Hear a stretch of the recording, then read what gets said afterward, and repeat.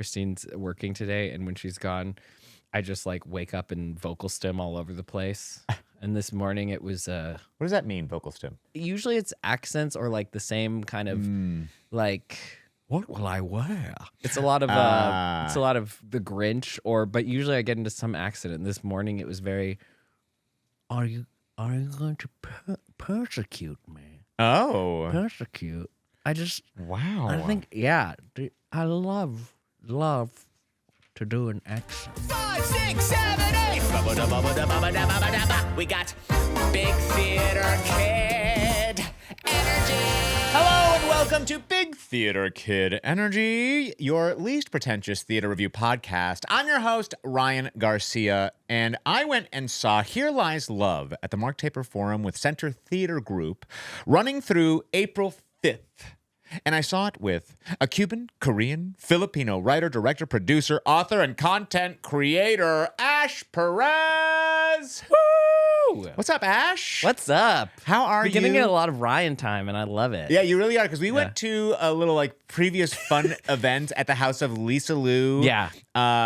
Because she's Filipino and supports Center Theater Group and supports Mark Taper and was super excited about Here Lies Love, and so threw a fantastic little party. It was like a backyard random party where it's one of those LA parties where they had like valet. Yeah, it was a backyard, but it was a grotto. Yeah, it's very grotto. We were like traipsing behind We like explored palm the whole trees thing. and We went to stuff. where only the gardeners were Yeah, allowed literally. at one point. Because we wanted to see how far does this place go. And it was pretty exceptional. Yeah, it was. It was cool. And that was just the beginning of what we were to see. Ash, do you have any history being in theater or doing theater? In my heart, I'm a theater kid. Yeah. And I fully exude that energy, but I went to too small of a school. So the closest I got was in drama club. Right. Where I would write every year at the beginning of our school year, we would put on like a little like a skit, basically skit. I think the Christian equivalent is skits. Uh-huh. So we would put on these skits and we did like not another teen Christian drama. What? And then it was like we spoofed Lord of the Rings. Like we were a director and spoofing all these different things. And then it was me and my friend acting in them. So that was really that's as far as I got, like doing church dramas and stuff. But if That's I great. had access to theater, You would have been doing it? oh yeah, and music, and I love musicals. I love the whole. Because you do thing. strike me as like fitting in fully with the theater kid vibe. Yeah, it's a. I don't think I was horny enough to Oh, be. they're the horniest. They are, and they're like it's very sneaky horny. They're horny, but Band. band kids. Yeah. I was in band and theater. Oh, and band hornier. And those people don't really mix often. It's really choir and theater that mix heavily. Oh, sure. Band and choir don't really, but it was like such horny groups. Yeah, which was more horny? Man, I couldn't even compare. When I was in college, there was this voice and speech class, and one of the things you do in this class is you soften and roll. Okay. And so everyone's wearing their all blacks, and you just lay on the ground, and you feel your body, and you allow your body to just move. And whichever way it moves, you just soften and roll in that direction. And so you've got 15 or 16, 19 to 20-year-olds rolling around the ground. Softening. And whenever you run into somebody else, you just envelop their body and you begin to soften and roll together. Needless to say, it was a very incestuous theater program. Yeah. Oh my God. I wish I had had that. That would have given me a chance to put some of my horny energy somewhere. Yeah. But I gave it to God. And God doesn't really know what to do with that energy. No. Yeah, so I'm a theater kid at heart. That's as much as I'll say. But you also do create in other mediums. Oh, I create in many mediums, and I don't discount. I've done some work. It didn't end up happening, but I did some work working on a book for a musical adaptation of something, and so I don't like to be limited by format. I want to be able to create and dabble a little bit everywhere. So I've written for TV and I'm writing films. I wrote an audio play. I kind of just like I just like creating, and the medium doesn't really matter. It's just like that's whatever it serves, whatever purpose it serves. One of my favorite plays is also one of my favorite movies, which is Closer by Patrick Marber. The movie had Jude Law and Clive Owen and Julia Roberts and Was Natalie it a Portman. sexy movie? I remember. Sorry, but you think I said saw it. horny, and now all I can think of is horny theater, horny movies, horny shows. It is a very sexy. It's basically a movie and a play where everyone's fucking each other. Yeah. And people are going behind each other's back and all that. But I think that like storytelling can cross all formats, and a lot of like I forgot which actor it was, but many of the actors are like acting for film and it might be Anthony Hopkins, but like acting for film and TV is the same as acting for stage. Really? Do you believe that? I don't, but I think the point is the same where you build from. Yes, character work is the same, but I think I actually came when I started doing stuff at Buzzfeed.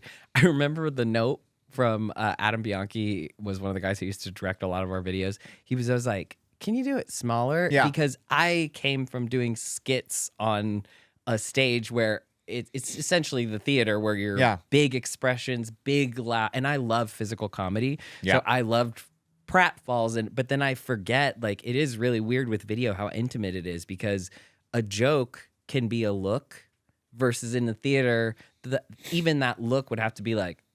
I think it's just knowing your frame. Yeah.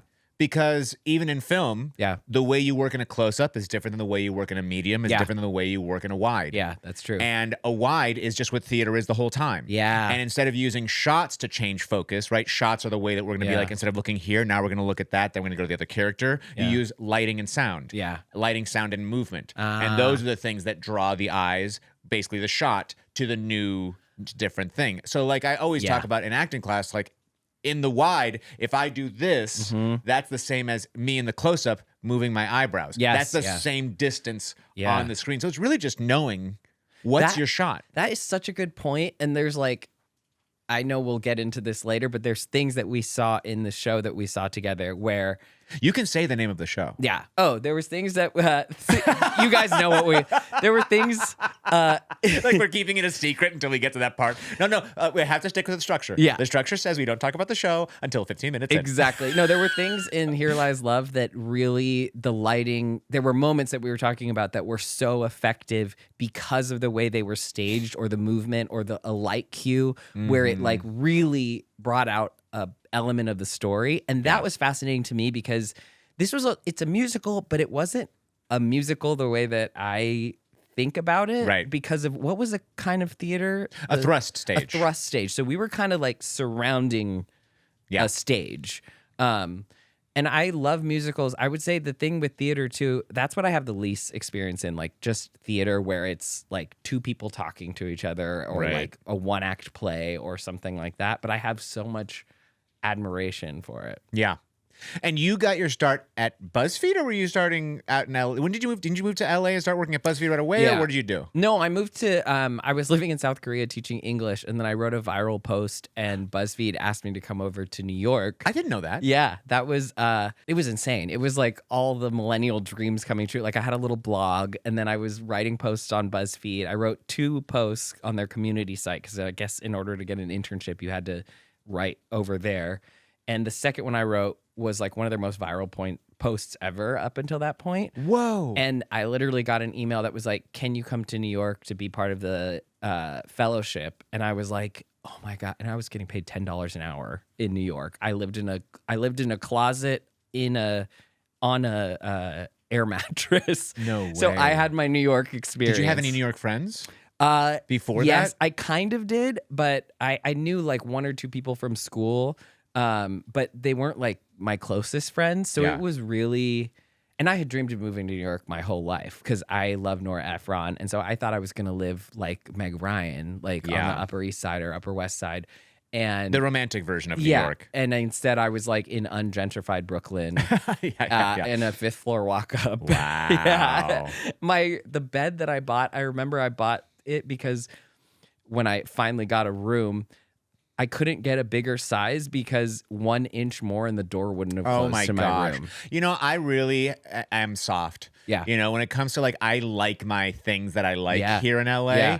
And maybe it's also because of my age, and maybe I could have done it more in my 20s, but just the idea of I'm going out for the day to do my little errands, and I have to go down my 5 stories. Yes. And then I have to walk to a subway stop, and then I've got to make sure that whatever I'm purchasing today can all be Fit carried. in my bag. Yeah. And, back like, with me. yeah. I don't have a trunk. No. I don't have a place to No. store it. And maybe I want to go to the gym in the middle. How would I put these things? You don't have a place to not be perceived. And now it's raining? Yes, Now literally. it's snowing? I don't know. I think I'm too And soft. I was living there. And I love New York, by the way. Yes. Oh, New York is incredible. It's the best city in the world to visit. But I was living there also pre-transition in like kind of a slightly dangerous area. And literally got followed from the subway like multiple times where I was like, now I have to run with all of my stuff and run up. So yeah, basically Terrifying. I got to New York and then BuzzFeed, it was harder than I thought. And then BuzzFeed started BuzzFeed in LA and I went out to visit family and they like lured me over here because, and they had to lure me because nobody from New York wanted to move to LA. New Yorkers feel like New York is Totally. the center of the world. And, you know, in a lot of ways, they're right. yeah. As the world has gotten more connected and you know, like global through, like you can kind of, like right now, even in LA, since the pandemic, you don't have to live in LA to audition for jobs in LA. I know, that's crazy. And a lot of the jobs, kind of similar to New York, that people are in New York or LA to audition for, if you're in the entertainment industry, are happening in other places. So What do you really, mean? it's Like- as in like you're auditioning in LA, but the show's shooting in Atlanta, Yeah, or it's yeah. shooting in Vancouver, or it's shooting Yeah. in Toronto, or it's Almost shooting in nothing Austin. shoots here. Yeah. And we're trying to bring it back. Yeah. And I hope we do. But because of self tapes, also, it's like you don't have to be there for the audition or the callback. It's going to be a self tape and a Zoom. Even writers' rooms. Which Even is writers' rooms are insane. and I crave the day for in the room stuff again. There are still, I think, a lot of things that it's important to be here Yeah. for like networking stuff. Like Yeah. there are events that my wife's a writer, and there's events she's gone to or she's seen someone, and they go, "Hey," like they're a producer at a company, and they say, "I'm so glad that we saw each other again. I was really excited in this project. Let's get a meeting." And that wouldn't happen if she wasn't here. Oh yeah, I feel like going to Here Lies Love, I was like introduced to another level of the Filipino mafia. Yeah. Like Totally, I saw that. everybody was there, and in this way that was like really cool. Like, I mean, that I know I'm supposed to talk about me, but I'm just so excited to talk about the show. This is very open format. Yeah, basically, I mean, like, We'll circle back. Things can go out of order. I'm Okay. very ADD, but also I have a structure here to hold me to To count. something. Okay, great. So you feel free to just fly, and I will bring us home. okay, great, love it. Wow, Yeah. I feel so safe. Yeah, you're good. You can just talk about anything. Oh man. But yeah, so then I moved out to LA and again, it was as a writer and I got into video kind of accidentally, but it was always what I wanted to do. Literally, I found my high school yearbook and I was like most likely to be on SNL. So that Wow. energy has always been what I've been trying to bring. Right. Wait, so you were a writer on Good Trouble? Yes, I was No a way. And Marissa was there at the very we barely overlapped.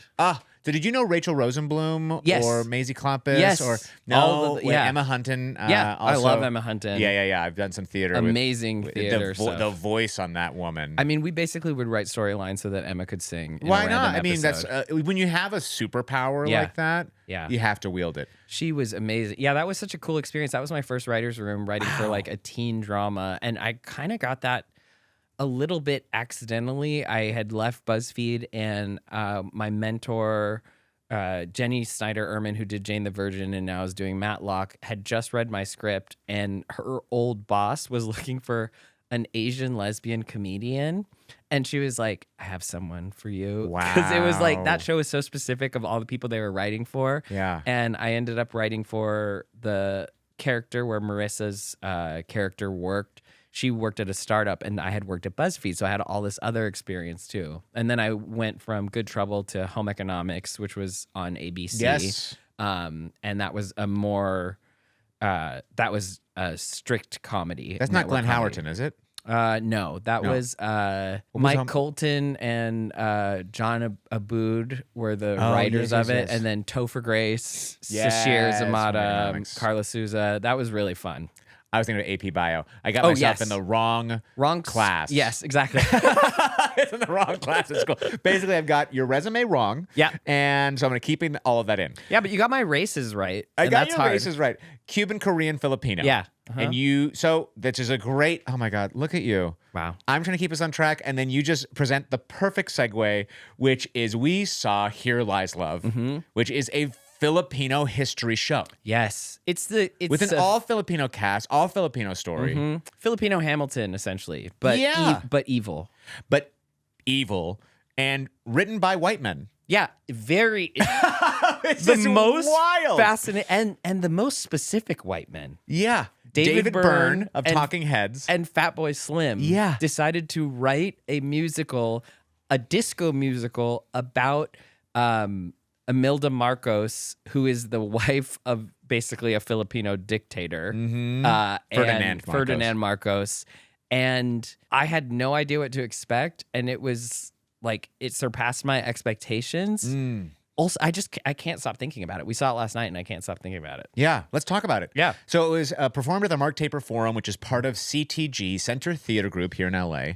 The Mark Taper has, how many seats do you think it has? Oh, what was that, like 1,200 maybe? 739 seats. Oh, okay. It was very intimate and very cool. What it has is like really aggressive raked seating. Yeah. So like which is what I think makes it feel very intimate. Yes. Because we're like, as far back as it goes, it also goes that high. So we're all kind of leaning down over the stage. And we were front row, so we were just We were literally front and center. in it. I think we were 2 seats over from actually being front and the actual center. Yeah, they would have to have sat us on the seats in the center vom, which is the staircase right there for us to be full center. But we were just basically inside the show. And looking like pupils to pupil. And I think, I didn't even think about that of like, all the theater that I've experienced, especially musicals, is typically Broadway or something where, you could be in the mezzanine or you could be even higher. And wait, is the mezzanine the highest? Yeah, the mezzanine's up there in the balcony. And it's like, oh yeah, you're back there and you're not seeing any You're of seeing that blobs, detail. and so really it does require the movements of the actors or the stage pictures to be the storytelling, because all you're getting is the voices. You're not maybe getting the intimate facial expressions. But we got every facial expression. We literally in that got show. hit with confetti, fake money. We almost got hit with water. There was water. You remember the We water? actually got so lucky because at a point, one of the actors comes out with a water gun, but because we were front row, it went over our heads. Someone in the 6th row got hit right in the face. And I joked to Ryan, I was like, oh, we're in the splash zone. And then there actually was a splash. Exactly. So the Mark Taper Forum opened in 1967. Like you said, it is a thrust stage, and it really brings audiences close to the action. And it's known for doing innovative, provocative theater. And it's hosted world premieres of shows you may know. I don't know if you know Angels in America, Children of a Lesser God, and Zoot Suit. So I think because of its, for instance, the Pantages is 2,600 seats. The Seekerstrom Center for the Arts is 3,000 seats. Yeah. When you have a house that has 700, you have more capabilities to take big risks because you're not having to fill a 3,000 seat house. You can do things that are more experimental in that way. And so I think that's what's exciting about being in a spot like this. And I think it's why they're doing Here Lies Love. And Center Theater Group is artistic directed by the director of this show, Snehal Desai. Yeah, and the production was an all Filipino cast, and then he said that the cast was all Filipino, and that the production was predominantly AAPI. Right, which is amazing. Yeah. And when we were at that special event earlier, he was talking about how Filipino people traditionally have karaoke machines in their homes. Like singing is a big part of the culture. And he said he could have cast this show 3 times over. Yeah. Just because everyone that came in just had incredible singing and dancing ability. And there were also probably nurses on the side. Like, right. That's like, I don't know what it is about Filipinos and why they can sing so well, but like it is a stereotype that is absolutely true. Wow. And it's like it's like sing like Mariah Carey in a random family. There'll be someone who can hit those notes and you're like, why? Unbelievable. It's kind of like how all Cubans have rhythm. Yeah. So you got all the good stuff. Exactly. You got the rhythm, I really you got the did. singing. And then what I get from Korea? The swag. The swag. Yeah. Hell yeah. Now, what's wild about this show, Here Lies Love, is that on Broadway, it was set up that you were actually in the disco. Yeah, that blew my And mind. it's in the round, and the audience, like 100 people or maybe 150, could be up on stage, on the ground, dancing, being part of the disco. And I think part of the reason for that, David Byrne and Fatboy Slim really wanted this to feel like you were part of this revolution, that you were like boots on the ground up against this terrible, basically what became a dictatorship. Yeah. Oh yeah. But here, you know, that was because they actually rebuilt a theater. Yeah. You know, they didn't, what's the word I'm looking for? They adapted a theater to be able to do that. Mark Taper Forum is Mark Taper Forum. Yeah. The seats are going to be there. They did at one point bring audience members up on stage for a quick moment, but it didn't have, I think, that same feel. No, and it made me so intrigued as to what it would have been like to see it in that way. There were some people afterward that we talked to who had been to the original Broadway and were saying that, you know, it's a 90-minute show. So it's like, and no intermission, which is great. We love. And so when you're in that Broadway experience, you're literally standing for 90 minutes like you're at a club. Yeah. I think that would have been incredible because the whole thing is about getting it, because it's like this slow dipping into fascism or dictatorship. It's about getting carried away. And in the beginning, it's about getting carried away in love and then getting carried away in this moment of music and also trying to keep up with American culture. And then it devolves into getting carried away of like losing yourself and your like moral compass. And then I do think that they really effectively in the last number were able to use the stage in a way that like gave me chills. Yeah. Because they used, you know, it's about the people gaining back the Philippines, and they were able to use I don't know what it's called, the rest of the theater where people were entering from everywhere. Yeah, they were coming from the house. The house. They were using the house and entering from everywhere in this way that made you feel enveloped, like the story was supposed to make you feel. They're literally singing, everyone is here, people are coming from everywhere, and I think that was the most effective use of that theater. Yeah, I agree. And I think they did do some good work of trying to make it more immersive by having, they had a multimedia aspect, a big screen on the top, that was great. Upstage, above the stage. And there were moments that I thought some of the most effective filmed live in the show and then shown to us through this screen style that I've seen in a show, where they'd have an actor up in the vom on like a raised platform and being filmed. And so you could crane your neck back and see them within the audience, or you could look up on the screen and they were framed with TVs of that age. Yes, with the effects and everything. So it feels like you're watching TV in the 60s. Right, which actual political statements coming through their TV. It's cool because that's how they experienced it. Like the people experienced it. So that was very effective. I also thought that like they used the screen to introduce a lot of characters, which was very effective because with historical stuff, it's a lot of exposition. So much. To get and you're having to jump around a lot. So they were literally just like titles that were like, and then this happened. The show's so fast and it's mostly singing. It's mostly just the pop songs, which, by the way, this is based on a 2010 concept album. Oh, that's where it all started. About this? Yeah, like this. Oh, yes. okay. And so, and then in 2013, it went to the Public Theater, and then 2023,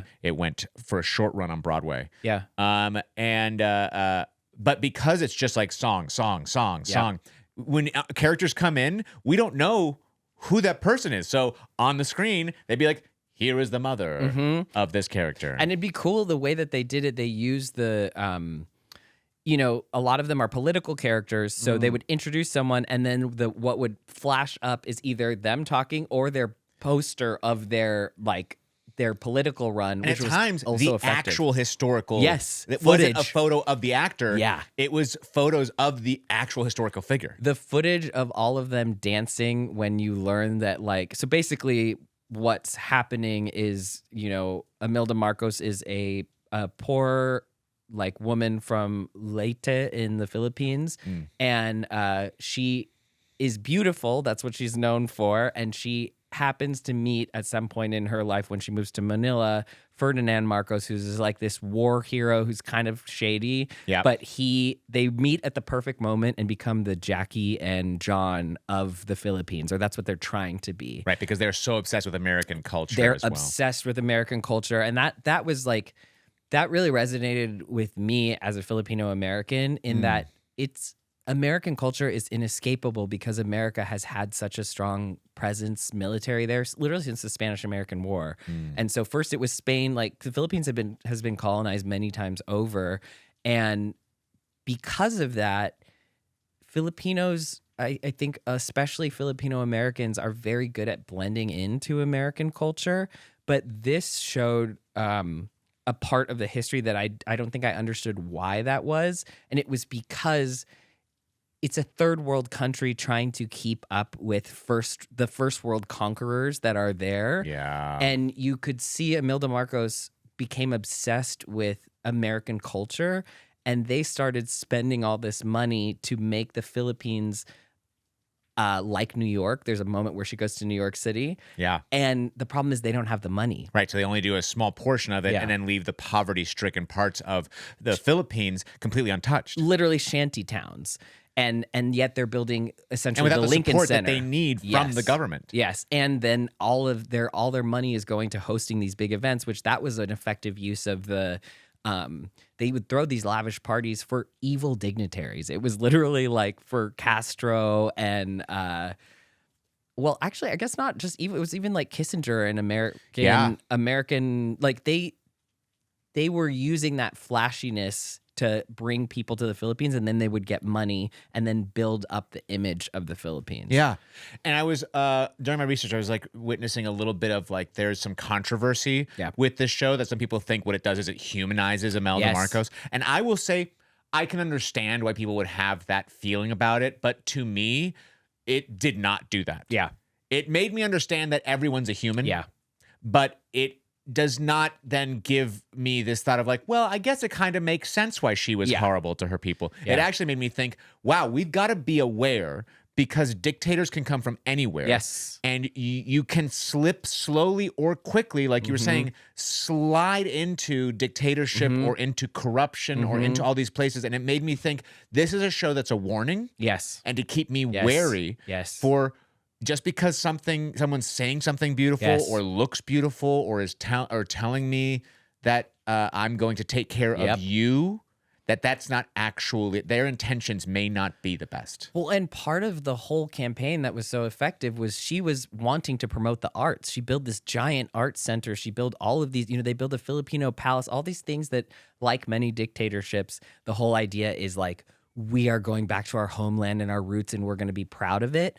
But when you think of dictatorships, we think of the end, which is no more free press, people getting shot, which is exactly where it got. Yeah. The terrifying thing about this show, which I do wonder how I think it was a great show for them to bring back in this moment, because I could see how in the beginning, it's kind of like, really, this is the Filipino representation we're getting, this evil dictators. And yet, I mean, you could pinpoint exactly where we were in their story. It's like, oh, we're at the student protest, which is slightly at the beginning of the fascism starting to creep in. And so it was a little terrifying watching this. And it was also terrifying how much it was all about celebrity culture and image. And, our White House is currently being destroyed so that it can be gilded in gold. Right. And so there were so many parallels. Yeah, I was kind of like, Melania isn't like this conniving or hasn't shown this, but it kind of felt like when I realized when I was watching it, this is as if we were watching a documentary or a musical. They have one of those. I should have made you watch the Melania documentary as prep for this. Yes. It was like we were watching a musical about Melania or Ava Braun. Yeah. And so I can see how you get this icky feeling. Even at the end, the actress was incredible. And so you want to clap for her, but she comes out and you want to boo her. Yeah. Because you're like... because of what she represents. Yeah, you're like, fuck her. That's how you play a good villain. Yep. But to your point about whether it humanized or not, I felt myself in the beginning being drawn into the story and humanizing her a lot more, which is the job of every writer. Yeah. By the end, I was like... hate. It didn't feel like it was a story where, hey, there's this monster from history, but you don't actually understand her. Let's humanize her. Yeah. It felt like there was a monster in history, and we're going to show you how that human became a monster. Yes, it wasn't Maleficent of like, right. Oh, like a lot of the reimaginings of villains. It's not Wicked. Yeah, exactly. It's not Wicked. Where it's like, oh, you just don't hear this side of the story. Wicked Witch actually is a Wicked Witch. Yes, with many, many pairs of shoes. And while she may have some reasons for why she like took power from her husband that were emotional, on top of the fact that she came from nothing, so she wanted to have everything. Sure, fine. But she got so stuck in her own echo chamber and her own seduction into power that it was wild, the part where they talked about her going to the UN and speaking for 4 hours, showing her own hand-drawn graphs and like her own hand drawings. Like, how deep can you be in your own self-importance 4 hours think that you're going to hold court with the world with your drawings? Yes, for 4 hours. Get out. I think that's a person off the deep end. Oh yeah. And that's what it felt like. We were talking about this like after the show. There's this conflict when something is based on a true story, and that it is particularly when it's controversial. Like, nobody really knows who Hamilton was. So when we're learning about Hamilton and all this, it's like, yeah, cool, it's a rap musical. But Imelda Marcos and the Marcoses, particularly for Filipinos, it's like this very dark time in history, and it's pretty recent. Yeah. The shocking thing of that ended the whole show is you find out their son is currently the president of the Philippines. Yeah. I mean, look, that's what's happening now, so we're not spoiling anything. Yes. That's what's happening in the world. Yes, and that was... But the gasp in the theater when everyone realized that for the first time for them. Yeah. And for some not. For some people, they knew. Yeah. But to know that they were exiled to Hawaii, helped by the U.S. government, by the way, to get out after the people rose up in 1986. They came back 5 years later, and now their son runs it. 5 years. 5 years, like, oh, you're fine. Yeah. Meanwhile, the main... Okay, so what I was saying about the history part... Yes. One thing I loved about it is I came in learning about the Marcoses, but I really came out learning who the real hero of this was, which I hadn't heard or known his name, Ninoy Aquino. Yeah. Was essentially the counter the revolutionary foil. to them. He was like Nelson Mandela. He was imprisoned. He literally he's Alexei Navalny. Yep, for Russia. Yes, he goes back and he gets assassinated immediately. And interestingly, where I find that it's difficult with the fiction and the truth is he was Milda Marcos's ex-boyfriend. Yeah. And there are moments, the way that his story is told, you want the truth to be fudged a little for the sake of the story and for the sake of understanding why Imelda did the things we did. I feel like sometimes we were very insular. We were very in her POV, and then we would just go out to this kind of Wikipedia view of history. Here's how I would describe it. I think why Hamilton is so successful is because we center relationships and history is existing throughout that. Yes. So the history is happening outside of the real important thing, which is the relationships. Yes. And in this show, we are, and this is in the writing, we are centering the history and then relationships happen to happen external of that. Yes. And because of that, it gets a little bit off of pace and understanding of what am I actually attaching to as an audience member. And point of view, who am I following, whose story. Right. And so I think if there had been one way that could have, because you cannot deny that at the end it really gut punched you. Oh yeah. So so effective, but it sagged in the middle. Yeah. Because I was confused why we switched to different storylines and why that was important now, and what was the actual emotional or relationship drive that was guiding us to that part of the story. And I think, this is particularly important. Your podcast is exactly about people who are not necessarily aware of the ins and outs of theater and knowing all this. And for that, you're akin to audiences who are maybe used to watching a 90-minute story as a movie. And so the part that sags in the middle, it was interesting talking to you to hear about like what could have been done theater wise to your point, change the frame, change the eye. I could see how if you were standing in the audience and it's a disco, maybe it doesn't sag in the same way. Yeah, because the spectacle in that way is keeping you alive, which I think is what they were trying to do. One thing we can talk about, some things that did work a lot, was everyone in this cast was so friggin' talented as dancers, as singers, as performers in general. No duds. I totally believe him when he was like, we could have cast this 3 times over. Yes. And the costumes were unbelievable. We just kept cycling. I couldn't believe the changes that Imelda had on stage, where her costume would transform in front of our very eyes, as well as Ninoy's. And we'll talk about the actual actors' names in a moment. Yeah. And so like that aspect of the spectacle, the culture that was shared with us was wonderful. I love there was a moment where Imelda threatened Ferdinand and she took her shoe off. Yeah. And everyone went, been there. Literally the chinela. It's like the chancla.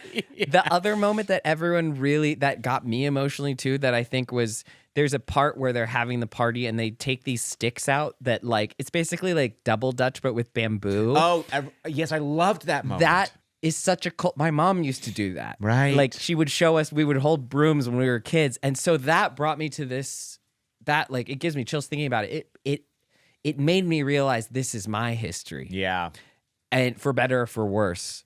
And those moments, the cultural grounding moments, were so incredibly effective, especially for, you know, a lot of the audience that first night was Filipino, friends and family. And it made me proud to just see representation of, you know, I was wearing a barong Tagalog, which is like the traditional, like male, it's essentially the guayabera, like Cuban guayabera. And to see me wearing that and then see the historical figures wearing that, like that, I can't stress enough what that feels like versus like, I don't think anybody is like, wow, Hamilton is me.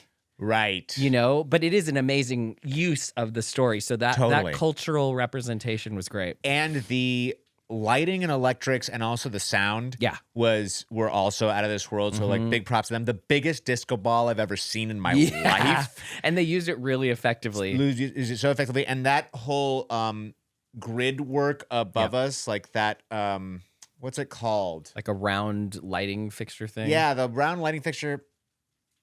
Gosh, I wish I could think of the word. Yeah. But you know what? I don't do lighting. Yeah. I stand in it.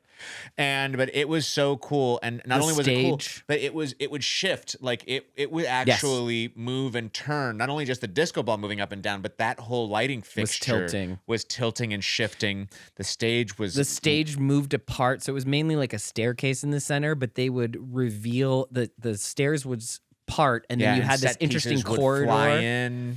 There was I loved at one point she's like becoming a beauty queen, basically, and they do a spoof on Vogue, which I don't know if it was a real magazine or not. It's Maganda magazine. It looked like it might have been. Yeah. It seemed like they made it such a big deal that it seemed like it must have been real. Well, and Maganda, I told you, like means pretty. So like all those moments, there were cultural moments that I felt the need to like tell you about because they were so impactful to me, especially like as a trans dude who has been called Maganda like before and being called pretty. And that was this thing that was so important to be called. And it didn't ever, I wanted to be a pokey boy. Like I wanted to be handsome. And to see that, I understood what she was up against. She was told to be beautiful and that beauty was her only out and her way in. And that was used so effectively when they brought out this big magazine and they said that she used to cut out her face and put them on the cover of these models. And so they, you know, the actors come out, or the like, what is it called? The chorus? The chorus. The Greek chorus? The Greek chorus. They come out wearing all the like her heads. There were some very effective ensemble. Yeah. There were some very effective moments, and there was a lot of ensemble actually. There were a lot of ensemble, a couple of which we met at that first event that we went to. Shout out to Justine Raphael. And let's give some shout outs to some of these actors as well, who were really just exceptional. Rianne Ocasio as Imelda Marcos. Ooh, so good. Just that voice, that also just connectivity with Yeah. the audience and with the story, Yep. and you saw her transform so much in front of us. Emel Diffick, Who's played the by drag queen version Aura of Mayari. Yeah. Wow. So good. Coming in and setting the tone for this is a club. Mm-hmm. You are here to party with us. Let's go. This party's going to get dark. And it had, which was a description that somebody gave to us after, had a very like cabaret in the Philippines style to it. Yes. We're like, oh, look how beautiful and glamorous everything is here. Oh, no, don't look behind that door. It's all Nazis. You know? It really did have that vibe. Yes. And also like using how in those moments music specifically is used to express, or culture is used to, how do we work our way around those? Mm-hmm. And your friend Chris Renfro, who played Ferdinand Marcos. they were amazing. I couldn't believe their gravitas Yes. to their voice and their performance. Yes. And also the aging that they went through, which, by the way, I looked it up. Yeah. Ferdinand was 12 years older than Imelda when they met. Okay, so not got a it. crazy Not later, age he difference, was- but not as bad as later when he's 60. And fucking a 20-year-old. Oh, my God. There were some moments that were just shocking from the pure history that I was Yes. like, what I think was so incredibly effective about this piece, and more than anything, is that it did exactly what the Mark Taper Forum is trying to do, and it started a conversation, and it made me want to go into like a K-hole of my own history, and also just like, did these moments really happen? Right. It's like, did you watch The Crown? Yes. Okay. Half of watching The Crown is having your phone and being like, there's no Really? fucking way that And they... then going, oh, my God. When the queen and her husband are fighting on their honeymoon, and she Right. throws like the radio or the tennis racket at him, and it's caught publicly, and then you can go look at that picture. Right. Those are the moments that I'm like, was this man literally recorded fucking his mistress, and that's what he said? Right. Yeah, they had that at moments where like actual recording Yes. of what it had, not like the actual recording, but it was actual verbatim what had been said from a recording that was then dramatized by actors. But I think that is maybe why they focused on history rather than relationship, because the history is that wild that they thought, oh, we can rely on that and the club effect. Where, again, I still think it could have been a much more powerful show had they shifted their framing to be focused. And even if you fudge the history, you know, Hamilton didn't actually meet Lafayette and Aaron Burr. And he didn't meet them all in one night. That was dramatized. And then sing a song about not throwing away his shot. They dramatized that. He didn't rap, believe it or not. He actually didn't rap. And he wasn't Puerto Rican. And none of them were black. Who was the actor who played Ninoy? He was incredible. Yeah, we'll talk about Joshua De La Cruz. Yeah. Joshua De La Cruz came out as this little boy band fuckboy at the top, and then became this like super like standing up for what is right political. I don't even know how to describe it. He started as Zac Efron in Hairspray, and then he ended up like Nelson Mandela or Navalny. Yeah. Where it's like, oh my God. And then the funeral, that was a really effective which is messed moment. Because you know what? That's a story I would have liked to track. What? His story. Yes. We're watching, it is right there. Yeah. We're watching Imelda Marcos go from an innocent young girl who's got this beauty into a monster. And here we have this boy who's like, I'm a boy and men run the world. And I can do whatever I want to. We have a responsibility as humans to look out for each other. I want to see that tracking parallel rather than disappear from the story for a good 40 minutes and then come back changed. Yes, exactly. And also there's such a beautiful song at the end, that I Want to Be a Drummer, Mom, which is about... Wait, and also let's talk about her, because she is one of the most incredible people on stage. Joan Almeida played Aurora Aquino, which was Ninoy's mother.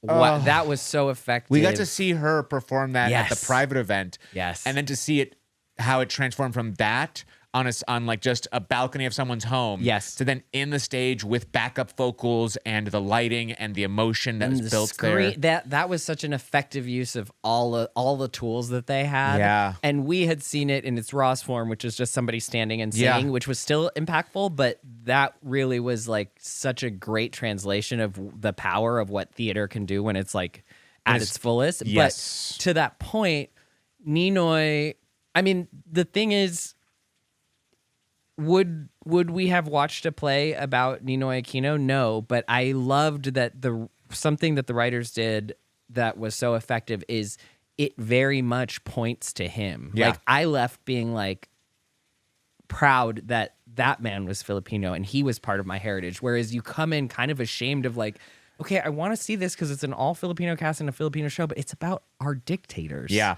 I think it's upsetting a little bit just because I'm just now having that real discovery of what the missed story was. Yeah. Was the arc that we missed. Yeah. And he has and also to have like such an incredible performer do it too makes you miss it even more. Yeah.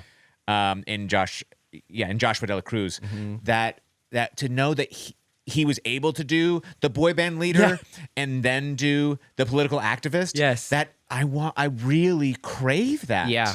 Yeah. And I think, okay, so my question though, because it's so easy this is what as a creative, I always challenge myself of good point. What would I have done? Because it's so easy to have ideas about what could have been changed. But especially as a writer, I'm like, okay, but how do you mend all of that? Because I also wanted to hear more about Ferdinand. Like he is integral in this too. I mean, they did a good job of like, she really took over power. Yeah. But I feel like there were a lot of characters in the wings that would come in and out in this way that, again, I didn't understand relationally. Right. So I'm trying to think, like, when you said the Ninoy thing, it might have been cool to do a dual perspective of both of them as kids, them meeting, and them following. That would have been great. I would, you know what? And nothing against the amazing work of Il Malefic, which was Ara Mayari. But what if this show had almost been a mirror to Hamilton, and we have Ninoy be our narrator, or the one driving us through it? Yeah. And that's how we get the context of the whole thing. Yes. I thought could have been interesting.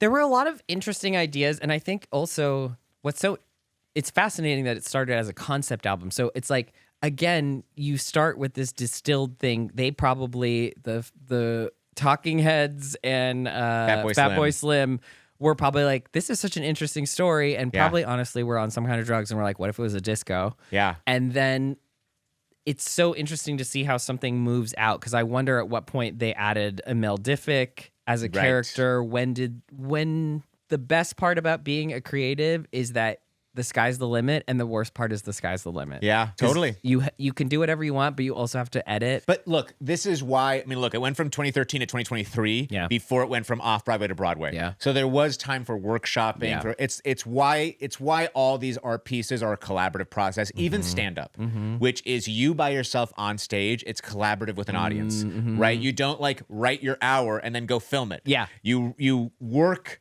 your hour of interesting. material over time in clubs around the country, doing small, like jumping into whatever club you can get a spot at. Yeah. And so it is a collaborative process there where you're testing. How much, that's so interesting. So how much during a run of show does the show change? Because like now I'm curious once of the like, show opens, it is locked. but that's got to be true to some degree in terms of staging and all that. But emotionally, as an actor, when you settle into a performance or a character and you start to unlock, I can't imagine that as you're doing it, you're not unlocking different moments of performance or things that impact you differently. Yeah, so when I went and saw Les Mis, the actor who played Jean Valjean, Nick Cartel, he had done it over 1,600 times. Yeah. And he talks about how the way that he does it is that every day, wherever he is that day, whatever is happening now, whatever is happening to him that day joins him on stage. Oh, okay. It follows him onto the stage. Yeah. And so while he's hitting the same blocking, because you have to be respectful of your other cast members. Yeah. But the well that you use for either an emotional moment or even a simple moment may have run dry. Yeah. And so you must find different places to dig, different experiences from life to pull from in order to make those things still honest and realistic, because you'll be grown numb to them through exposure therapy, basically. Yeah. So yes, those parts that happen internally change, but what's happening, and this is something I say to my acting students and something that I heard from a different acting teacher, which is it's nobody's business what's happening in your head. Yeah. Mm-hmm. Right? I don't, what you're drawing from. As an audience member, I don't care what's happening in your head as the actor, because I'm projecting a story onto you. So that's your job to fill that. And as long as it's full, I'll be able to project my own experiences or my own understanding of the world onto what you are doing or experiencing there. But to the point you're making, during previews of even a show that, let's say, is going to open on Broadway, you'll have a preview period. Yeah. And previews is where you still have the director, you still have the choreographer, you still have all the designers are still on board. And each time you work with an audience, you make changes. And sometimes the writer will actually give you new pages until the point that the show opens. And is locked. And then, you know, there can still be producers, directors coming back and saying, hey, we had an idea, we changed this, but it's much less intensive. In the vein of like lighting cues or no, in the even vein there of, could be line changes. Oh, really? Oh, okay. Yeah, like on Broadway. I think Hamilton had moments where it's like, what if we did this a little bit different here or there? But when it comes to that, like that show is locked. Little changes will happen, but I was telling you in the car, Equity will actually fine you. Yeah. If the stage manager calls you out for like, you are not doing your job Yes. the way that we have defined it. Yes. And if you want to change it, call the director. Because otherwise it also reflects poorly on the director and the writer. Yeah. I think I didn't realize until talking about it right now that theater actors deserve so much credit for the simple fact that they have to do it so many times and be fresh. Because you can spend it all as an actor on film or TV. Like, That's right. You know, when I was working on my audiobook, there's like one really big emotional scene, and the actress, you could tell she was saving it, and we got it once, and I was like, we don't need it again because we got it locked. But you can't do that on stage. That's the real difference between acting on camera and stage is, do you have the technique to, one, reach the back of the house, and to two, do it 8 shows a week? Yeah. Yes. Can you sustain? Yeah. This is why Bryan Cranston, when he was doing his show about Lyndon B. Johnson, he had to go on vocal rest every Monday. He would wear little signs on vocal rest because it's an hour and a half or 2 hours of him just talking. Yeah. It's grueling. And that's going to eventually break down the instrument. Yeah. I want to talk about a couple other actors really quick. Yeah. Carol Angeli, who played Estrella Kumpas, which was like the woman who raised Imelda. Yeah, like her nanny, basically. Her nanny, who was wonderful, emotionally dropped in, incredible performance. And then also Sarah Kay, who played Maria Luisa, who just had this incredible voice. There was a moment that it was her and one of the other characters were like back there singing next to the bed while Imelda was in there. Yeah. And it was just like, whoa, tear it up, girl. Everybody had such a good voice because at the very end, when it's like the people coming together and there were people got individual lines that they sung, I was like, whoa, that voice has just been in the chorus this whole time? Jesus. There were some beautiful tenors at the end of that I love a tenor. There's nothing like a tenor. And see, that's so funny. I love a baritone. Really? That's why I love that Chris Renfro. I think Chris Renfro can hit those high notes. But when Chris was like the fullness of voice, that was like, ooh, give me some of that. Give me some Man of La Mancha with Don Quixote. Like, I love that and Josh Groban, his ability to just like fill. Chris really did do that and it was so effective because he's playing this dictator that captivates people's attention. Yeah. This show really did, like you were saying, remind us of the power of the people. Mm-hmm.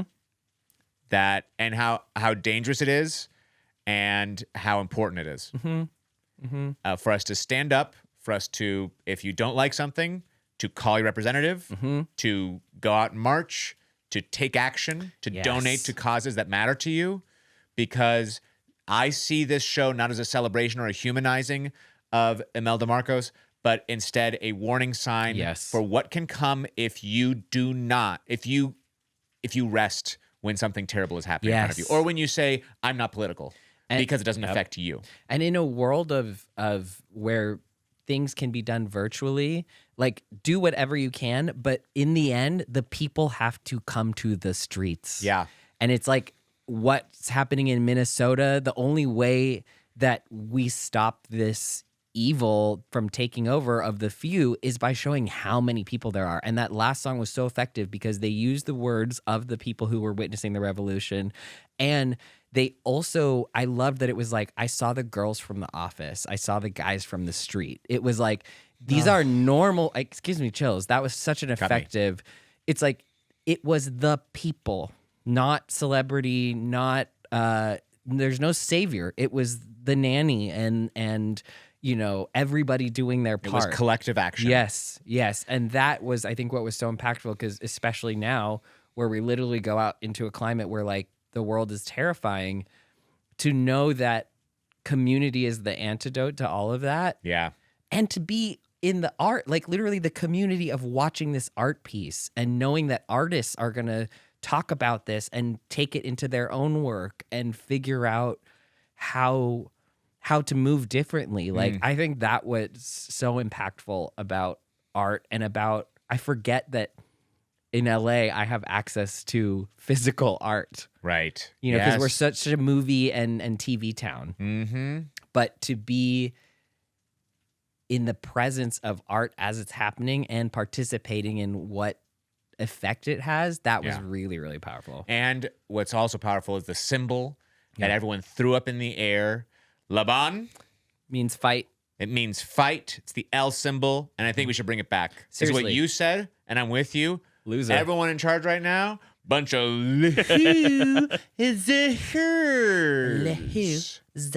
No, literally, that was. I don't care who's in the Epstein files. Burn them all down. Yeah. I'm not trying to protect anybody. No. Left, right, doesn't matter. Yep. Losers, Fight. fight. Laban. Go see Here Lies Love. Yep. It's running through April 5th. April 5th, 90 minutes, no intermission. It's like a quick, in and out, intimate in this way that is amazing because of the theater it's presented in. Yep. It's a party, but also it's real, and it will get you on your feet. Yep. Go and check it out. Here Lies Love, happening at the Mark Taper Forum downtown. Ash, thank you so much for going to see this Thank with you me. for and having for going to me. the private event with me, too. You got double duty. I really did. But you know what? Thank you for giving me a piece of my culture. Well, thank you, Mark Taper Forum, for giving us that Yes. culture so that we could experience it together. Yes. And thank you, white guys who wrote this And musical. thank you, David Byrne. Thank Yeah. you, Fatboy Slim. Where should people follow you? What do you have to promote right now? Oh, yes, I do. You can follow me on ITS Ashley ASHLY Perez. I haven't changed I can't actually change my since I'm verified on a lot of them. It won't let me that's change them wild. without like some guards. Anyway, on Instagram, on everything. And then I have a audiobook that is coming out March 31st, 2026. It's called Speak Now, and much like this, it is essentially an audio play. It's fully acted by a full cast, sound effects, the whole 9 yards. Whoa, I didn't know that. Yeah. That's so cool. Yes, it's an audio experience. It's like a radio play. And what's it called again? It's called Speak Now, and it is a queer rom-com. Speak Now, Queer Rom-Com, March 31st, 2026. 2026. That's this year. Yeah. So make sure that you check that out. Pre-orders may be available at some point. I don't know, but definitely get your orders in. Yep. Ash, thank you so much for joining me. Thank you. And thank you all for listening all the way to the end. As always, let me know if there's any shows you want me to see, any guests you'd like me to have on, or any segments, I don't know, that you want during the podcast. What you want. What do you want? Just come out here and say it. Laban! Laban! We got big theater kid energy. Look out, we project, we sing out, Louise. Never mark it, always go full out. Pukaka-pukaka. John Patrick Shanley never had a doubt. Our voices are warm, fan kicks are high. We've got perfect form. We say thank you, five. Taka-taka-taka-taka. Grab your prop, charge all the glow take. Curtains going up. 5, 6, 7, 8. We got big theater kid.